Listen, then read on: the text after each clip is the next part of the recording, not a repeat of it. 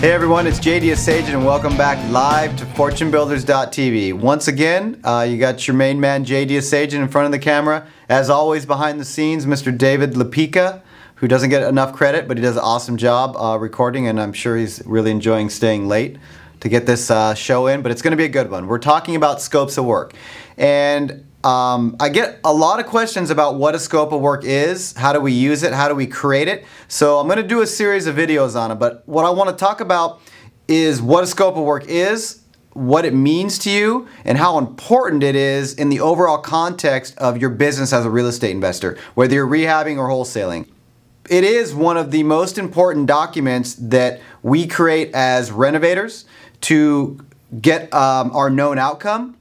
And it can be, as a wholesaler, one of the things that ratchets you up to a higher stratosphere of being an investor in the wholesale space. And what a scope of work is, and the best way I can describe it is by a correlation. So a scope of work is to a rehab what a screenplay is to a movie. So what a screenplay is to a movie, a scope of work is to a rehab. So the idea is, when you read a screenplay, which I actually have never done before, but I've heard. Dave, have you ever read a screenplay before? I have. Dave's read a screenplay. Did you have a visual of what the movie was going to look like? Yes. Dave says yes. You heard it here first.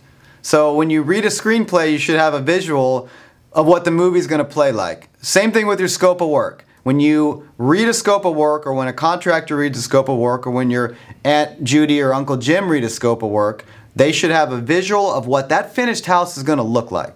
So that's the level of detail that you need to put into that scope of work, broken out by area of the house, starting from the outside in. We'll talk coming up in some other videos about why we do that, but we start from the outside through the house and to the back. So from the front through the house to the back, outside in, and we put detail in each area of the house. So we start with landscaping, then we go to demolition inside, then we go to kitchen, bathroom, every area of the house, and we put bullet points of everything we want done. Not just what we want done, but how we want it done, meaning item numbers, colors, SKUs. In the kitchen, we put appliances, where to get them, what to pay for them. I mean, that's the level of detail you need to put in your scope of work.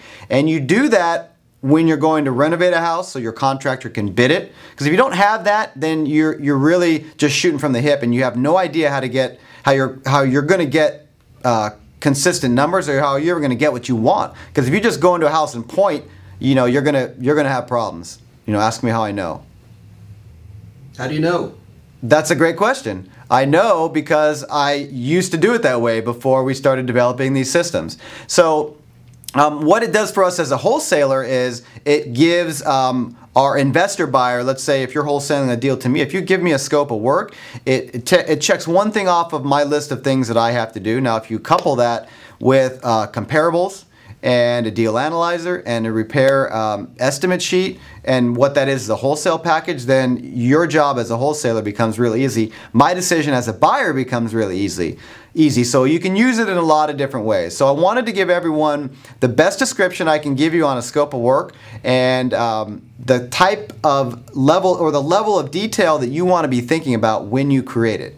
Okay, and what I'll do coming up is I will actually walk through a house, and I'll show you how we create one. We actually have some videos coming up on that.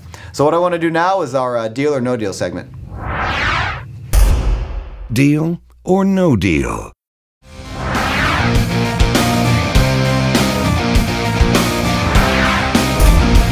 Deal. Quote of the week.